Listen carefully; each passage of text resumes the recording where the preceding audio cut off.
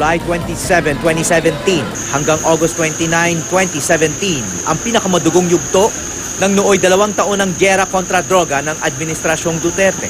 Nasa 10 kada araw ang napapatay noon sa mga police operation. Sa kabuuan, sa loob ng 34 na araw, 360 ang napatay.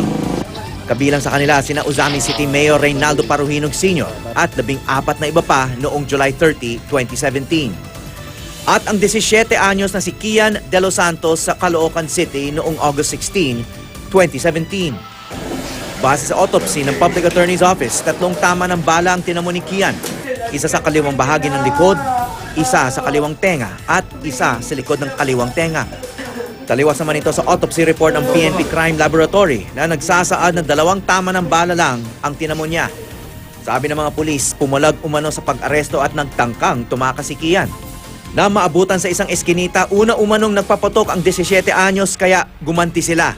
Isang kalibre 45 baril at 2 pakete ng shabu ang dala umano ng binatilyo. Pero sa isinagawang paraffin test sa kamay ni Kian, negatibo siya sa gunpowder nitrates. Sa kuha rin ng CCTV bago ang pamamaril, nakita pang kinakaladkad ng mga umano'y pulis si Kian. Iba rin ang bersyon ng mga pulis sa kwento ng isang saksi.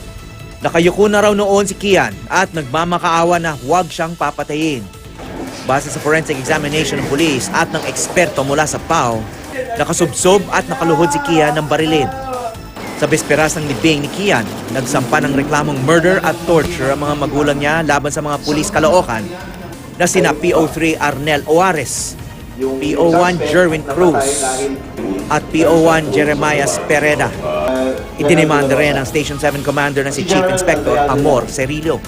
2 araw matapos mapatay si Kian, isa pang teenager ang napatay ng mga pulis. Ang 19 anyos na si Carl Angelo Arnaiz na nagtangka umanong mang-hold up ng isang taxi driver. Patay rin ang kaibigan niya si Reynaldo Culot de Guzman. Ang bangkay na pininiwala ang kanya natagpo ang lumulutang sa isang sapa sa Gapan, Nueva Ecija.